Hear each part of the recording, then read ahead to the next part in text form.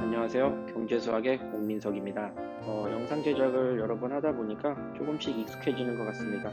원래 계획하고 있던 것은 경제수학 강의만 찍으려고 했던 게 아니고 부교재로 수능 특강 교재를 좀 사용해서 문제풀이를 해볼까 했거든요. 어차피 이제 등교 계약을 하면은 수능 특강 교재를 이용해서 어느 정도 수업을 할 겁니다. 그렇기 때문에 뭐 지금 이제 등교 계약이 아닌 온라인 계약 상황에서도 충분히 수능 특강 교재 문제풀이를 할 수 있을 것 같긴 한데 아직 좀 수업 준비가 익숙하지가 않아가지고 그 정도까지 준비할 수 있는 시간이 나오지가 않더라고요. 그래서 지금은 경제수학 내용에 한정해서 일단 경제수학 내용에 좀 집중해서 수업을 진행하도록 하고요. 좀 가능한 시간이 생겼을 때, 좀 여유가 생겼을 때 수능 특강 교재를 활용해서 문제풀이를 진행하도록 하겠습니다. 네, 오늘 배울 내용은요, 환율입니다. 어떠한 방식으로 계산을 해야 되는지, 그리고 환율을 어떠한 방식으로 표현하는지, 이 부분에 대해서 지난 시간에 배웠던 비율 또는 비례 내용을 참고해서 설명하도록 하겠습니다. 지난번에 과제를 부여했었죠. 인플레이션, 디플레이션, 스태그플레이션에 관한 기사 자료나 아니면 내용들을 과제로 제출하도록 했었는데요. 과제 제출이 저번에 비해서 상당히 빨리 제출이 되고 있습니다. 지금 자료들 중에 괜찮은 자료들은 제가 따로 정리를 해서 참고사항으로 지난주와 같은 방식으로 첨부해 드리도록 하겠습니다. 한번 읽어보겠습니다. 화폐란 교환경제 사회에서 상품의 유통과 교환 등을 원활하게 하기 위한 유통수단이자 교환수단이다. 자, 이렇게 되죠. 언제 어디서든 화폐를 서로 주고받기 위해서는 화폐는 가장 보편적인 것이어야 한다. 또한 화폐는 인류 역사의 발전과도 밀접한 관계가 있으므로 그 개념 자체도 보는 관점에 따라 다양하게 정의될 수 있다. 하지만 이 장에서는 수학적 관점에서 화폐의 가장 기본적인 개념을 알아보기로 한다. 화폐의 가치란 화폐가 상품을 지배할 수 있는 힘, 다시 말하여 구매력을 뜻한다. 이는 물가지수의 역수에 의해서 표시된다. 예컨대 물가가 상승하면 화폐 가치는 하락하고 반대로 물가가 하락하면 화폐 가치는 상승한다. 그렇죠? 화폐 가치가 상승을 하면은 화폐 자체의 가치가 상승하는, 다시 말하면 화폐로 얻을 수 있는 물건의 양이 늘어나는 것이 화폐 가치가 상승한다고 생각하면 됩니다. 그리고 화폐 가치가 하락한다는 얘기는 그 화폐로 얻을 수 있는 물건의 양이 줄어들 때를 생각하면 되는 거예요. 그 화폐가 가지고 있는 가치는 얼만큼 내가 물건으로 바꿀 수 있는가로 생각하는 것이 좋습니다. 자, 한번 자료를 보겠습니다. 자, 인플레이션입니다.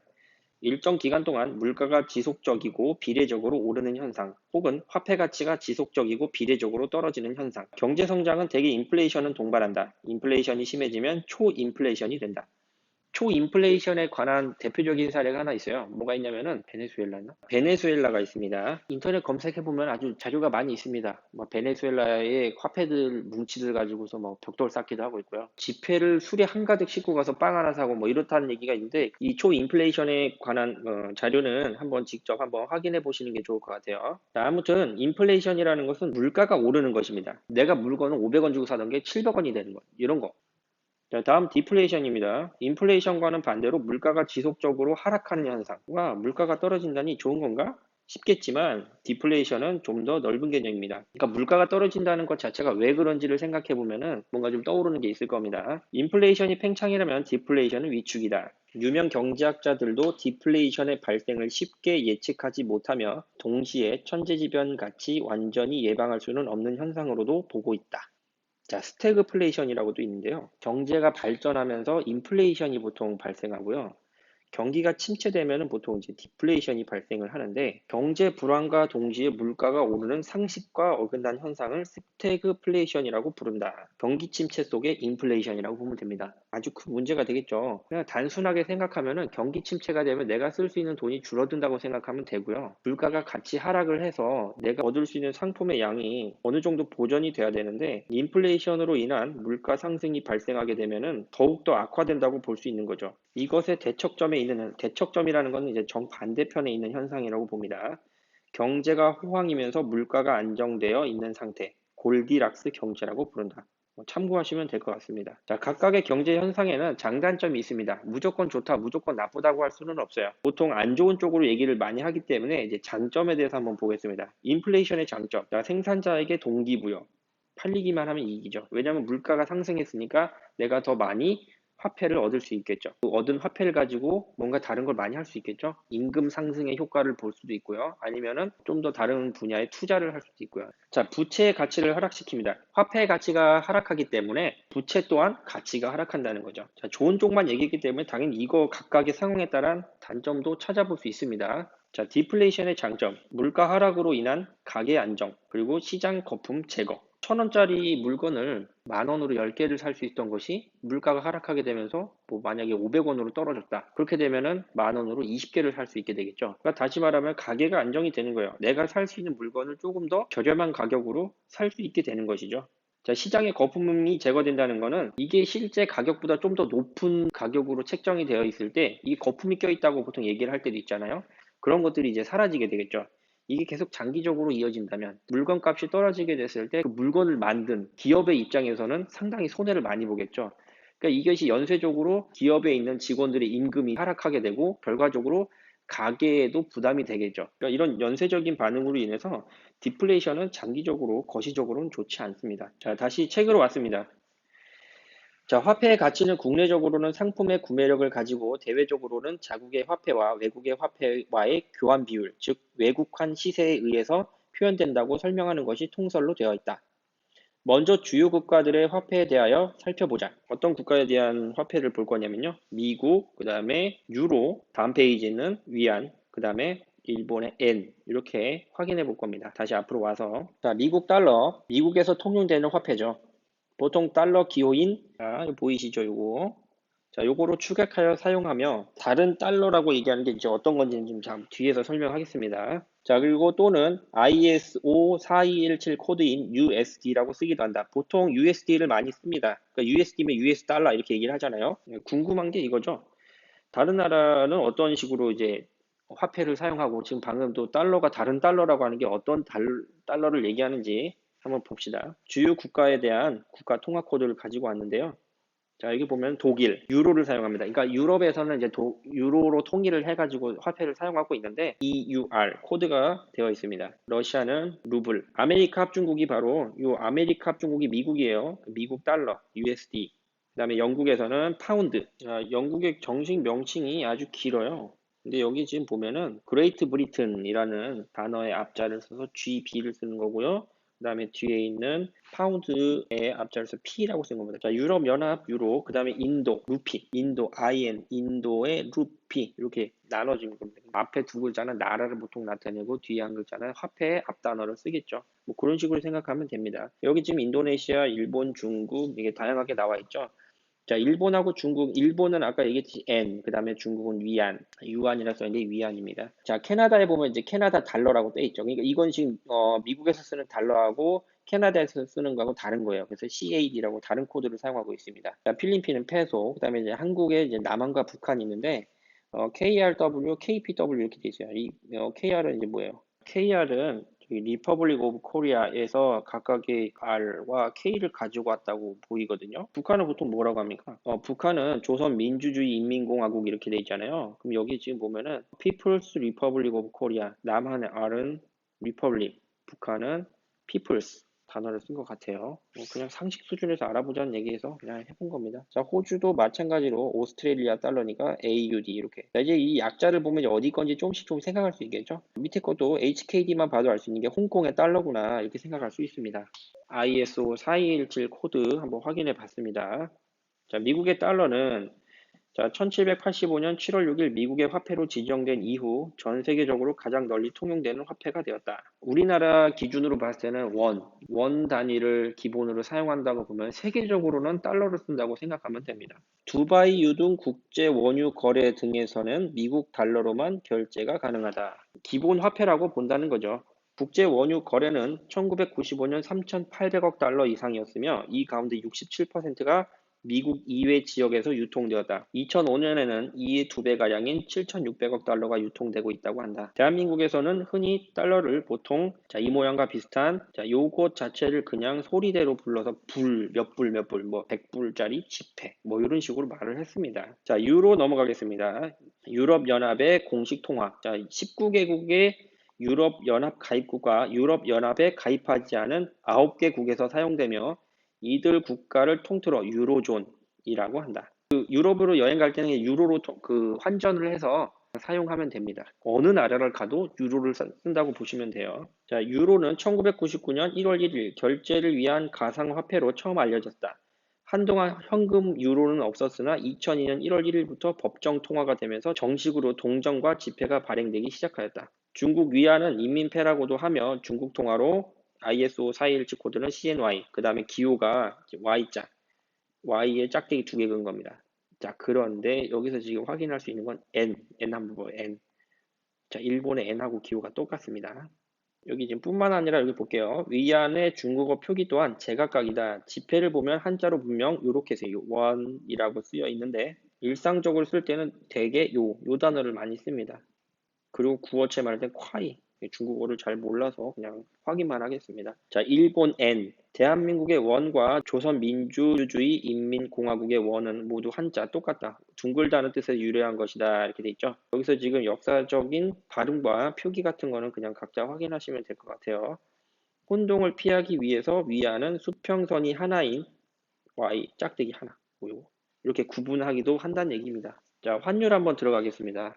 화폐는 나라마다 다르지만 그 나라를 이동할 때 한국에서 예를 들어서 일본을 갔다. 그러면은 우리나라에서 사용하는 화폐를 일본에서 쓸 수는 없어요.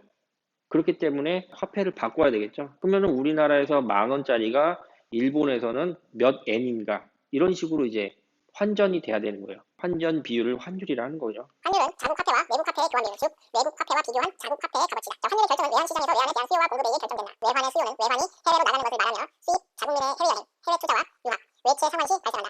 외환의 공급은 외환이 국내로 들어오는 것을 말하며 수출, 외국인 관광객 유치, 외국인의 국내 투자, 차관 도입 시 발생한다. 환율의 변동은 환율의 상승과 하락을 다음과 같이 설명할 수 있다. 자, 여기 환율 상승과 하락에 대한 내용을 확인해 보겠습니다. 자, 환율 상승. 외환의 수요가 증가하면 환율이 상승하고 원화 가치가 하락한다. 환율이 하락할 때는 외환의 공급이 증가하면 환율이 하락하고 원화 가치가 상승한다. 자, 이거 그냥 봐가지고는 잘 몰라요. 밑줄 친 것 보면은 자국 화폐의 값어치가 바로 환율이에요. 자국 화폐의 값어치. 자, 환율이 상승했다. 그러면은 외국 화폐에 비교한 자국 화폐가 수치가 커진 거죠. 환율이 상승했다는 얘기 그 얘기입니다. 1달러에 1,000원이라고 합시다. 1달러에 1,000원. 그러면은 환율이 1,000원이에요. 자, 근데 환율이 상승한다. 자, 환율을 2배, 2,000원까지 상승했다고 봅시다. 그럼 1달러가 2,000원이에요. 환율이 상승했어요. 그러면은 내가 1달러를 얻기 위해서 1,000원만 있으면 됐었는데 이제는 2,000원이 필요한 거예요. 그러니까 다시 말하면 달러에 비해서 원화 가치가 하락했다는 얘기를 하는 거죠. 그러니까 환율이 올라갈 때 원화 가치가 하락하는 게 이해가 되겠죠. 그러니까 쉽게 생각하면 됩니다. 반대로 환율이 하락하는 것은 원화 가치가 상승하는 거죠. 환율 시세 현황판 보면요. 여기 사실 때, 파실 때가 있어요. 그러니까 이게 살 때하고 팔 때하고 값이 달라요. 2015년이라고 돼 있죠, 위에. 10월 6일인 것 같은데 이때 환율이 표시되어 있는 겁니다. 살 때는 1168원이라고 그냥 보면 되고요. 팔 때는 1163원이에요. 근데 지금 팔 때가 살 때보다 싸요. 그러니까 내가 비싸게 사서 좀 더 싸게 파는 거예요. 그러니까 이게 지금 왜 이런 차이가 있냐면은 환전에는 수수료가 들어가요. 수수료. 그러니까 그냥 공짜로 바꿔주는 게 아니라 이 계좌이체 수수료가 이제 빵원인 경우도 있지만 수수료가 원래 붙잖아요.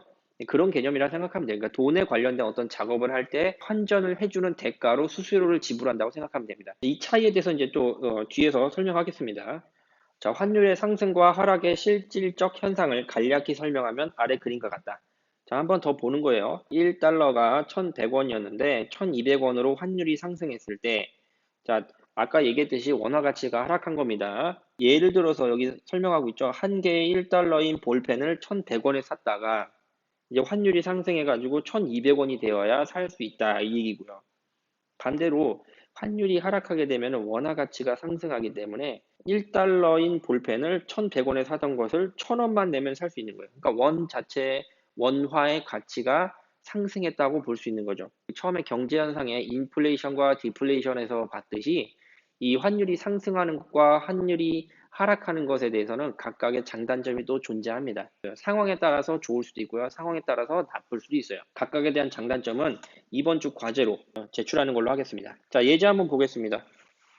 자, 시세표를 나타낸 것이다. 왼쪽에 있던 시세 현황판을 이제 표로 좀 더 잘 보이게 나타낸 겁니다. 자, 매매 기준율은 그냥 기본적인 환율이라고 보면 돼요. 현찰 기준으로 살 때하고 팔 때가 정확하게 매매 기준율에서 일정 금액이 더해지고요. 일정 금액이 빠져 있어요. 팔 때에는. 살 때에 매매 기준율에서 수수료가 붙어서 사는 거고요. 팔 때는 매매 기준율에서 수수료를 차감해서 파는 거예요. 당연히 수수료는 내야 되니까 수수료를 받는 게 아니잖아요. 그러니까 무조건 환전을 할 때는 수수료를 납부하는데 그게 매매 기준율에 더해지거나 빼지는 거라고 생각하면 됩니다. 자, 그러면은 궁금한 건 또 뭐가 있냐면은 수수료라는 게 어떻게 책정이 됩니까? 자, 이렇게만 보고 있는 거예요. 지금 뭐 전일 대비 등락률 이런 거는 그냥 관심 없습니다. 매매 기준율에 대한 일정 비율을 수수료로 내고 있어요. 현찰을 살 때나 현찰을 팔 때에는 1.75%가 들어갑니다. 책에 있는 표에서 한번 계산을 해보면 알 수 있는 게 여기 나와 있는 1.75%를 계산하면 딱 나올 거예요. 자, 이거 참고하시면 됩니다. 자, 이제 문제를 한번 볼게요. 자, 미국 USD 100달러를 은행에서 환전하면 중국 위안은 얼마인지 구하여라. 환율 시세표에서 현금으로 살 때와 팔 때를 기준으로 계산한다. 이 나와 있는 자료를 가지고는 미국 달러를 중국 위안으로 환전할 수가 없어요. 100달러를 원화로 환전을 한 다음 그 원화를 위안으로 환전하는 겁니다. 달러를 원으로 파는 거죠. 100달러는 이렇게 되겠죠? 108,518원이 되겠죠? 자, 여기서 이제 복잡한데요. 자, 위안을 사는 거니까 177.95원이에요. 1위안이. 108,518원을 177.95로 나눠줘야 되겠죠? 계산기는 그냥 생략하겠습니다. 자, 여기 나와 있는 것처럼 108,518 나누기 177.95. 그래서 609.8위안 이렇게 나오는 겁니다. 방금 이제 1번에서의 계산은 복잡한 계산이라고 생각을 해야 돼요. 지금 소수점 단위도 있고 하니까. 그래서 요 정도의 계산은 그냥 계산기를 이용해서 푸는 거라고 생각하면 됩니다. 자, 예지 2번 가겠습니다. 다음 표는 미국 달러, 일본 엔, 유럽 연합의 유로의 환율 시세표를 나타낸 것이다.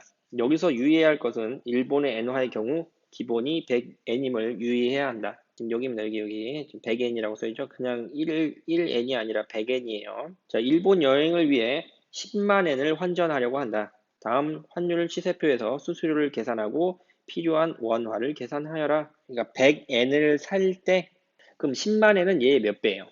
1000배잖아요. 1000배. 곱하기 1000 하면 돼요, 그냥. 선생님 좀 다른데요? 이렇게 얘기하는 거 있죠. 여기 밑에 보면요. 지금 한번 읽어볼게요. 참고로 한화로 외화를 살 때 수수료는 현찰 살 때 빼기 매매 기준율이 되고 외화로 한화를 살 때 수수료는 매매 기준율 빼기 현찰 팔 때이다. 현찰 살 때 매매 기준율 수수료죠? 이건 살 때 수수료. 그 다음에 매매 기준율 빼기 마이너스 현찰 팔 때 이게 살 때 수수료죠? 이거 어때요? 같아요, 같아요. 방금 얘기했잖아요. 수수료는 무조건 같다고 일정 비율을 가져가는 거예요. 지금 희한한 건 뭐냐면은 지금 풀이가 이상해. 풀이가. 수수료는 현찰 살 때 마이너스 매매 기준율. 그 수수료 계산했잖아요. 근데 이 수수료가 현찰 살 때 이미 적용이 돼 있잖아요. 주어진 1111.48원으로 그냥 사면 돼요. 이거예요, 그냥. 맞죠? 생각을 해봐요. 지금 살 때 살 때 환율 나와 있는데 거기다 왜 수수료를 왜 또 더해요? 이건 잘못 나온 거죠. 수수료 붙었어요. 여기에. 됐죠? 문제 보겠습니다. 지금 위에 있는 표를 보는 겁니다. 미국 USD 100달러를 은행에서 우대 고객으로 환율 우대 쿠폰을 아래와 같이 발급받았다. 은행에서 쿠폰 우대율에 따라 환전하면 중국 위안은 얼마인지 계산하여라. 환전 수수료에 대한 우대, 이게 지금 뭐냐면요. 말이 좀 복잡한 거지 그냥 수수료 할인이에요. 수수료 할인. 70%까지 할인해 주겠다 이거예요. 그러니까 뭐 수수료가 100원이면은 수수료가 30원으로 줄어드는 거죠. 자, 핸드폰을 꺼내세요. 자, 먼저 100달러를 팔아야 돼요. 원값. 지금 순서는 이렇게 되는 거예요. 자, 먼저 100달러니까 100달러를 팔 거예요. 환전을 하는데 수수료 우대한다고 했어요. 수수료 먼저 계산해야 됩니다. 그냥 수수료는 아무렇게나 계산하면 돼요. 그러니까 살 때 매매 기준율을 빼도 되고요. 매매 기준율에서 팔 때 빼도 돼요. 자, 수수료 한번 계산해 봅시다. 1123.82 마이너스 1104.5 뺍니다. 이게 수수료예요, 수수료. 자, 70% 할인 받았으니까 곱하기 0.3을 해주면 되겠죠? 5.796이 나옵니다. 자, 수수료를 뺍니다. 1098.704가 나옵니다. 자, 이게 바로 8대 환율이에요. 자, 그럼 여기서 이제 100달러였으니까 얼마입니까? 자, 원 나왔습니다. 자, 그러면은 위안으로 환전할 때 수수료 다시 한번 계산하면 되겠죠? 뺍니다. 자, 11.64가 나오겠죠. 자, 이거의 몇 퍼센트? 30%. 자, 그러면은 저희는 이제 어떻게 할 거냐면 다시 살 거예요. 그러니까 사는 거니까 수수료가 붙는 거죠. 자, 매매 기준율에서 얼마를 더합니까? 3.491을 더하면 되겠죠. 그러면은 아까 계속 계산해 봤으니까 이제 가지고 있는 돈을 나눠줘요. 그럼 나눠주면 어떻게 나옵니까? 647.05. 자, 이렇게 계산하면 됩니다. 하지만 지금 여기서 조금 궁금한 점이 하나 생길 수가 있어요. 아니, 왜 달러를 바로 위안으로 환전하지 않고 달러를 왜 원화로 환전을 한 다음 다시 위안으로 환전을 하느냐? 이렇게 되는데요. 바로 환전도 가능합니다. 가능한데 지금은 환전을 두 번 하잖아요. 원화로 환전할 때 수수료 한 번, 원화에서 위안으로 할 때 또 한 번, 두 번이잖아요. 달러에서 위안으로 한 번으로 할 때에는 한 번의 단계로 환전이 이루어지니까 수수료가 더 낮아질 수도 있어요. 그러니까 이런 거 그냥 참고상으로 넘어가면 됩니다.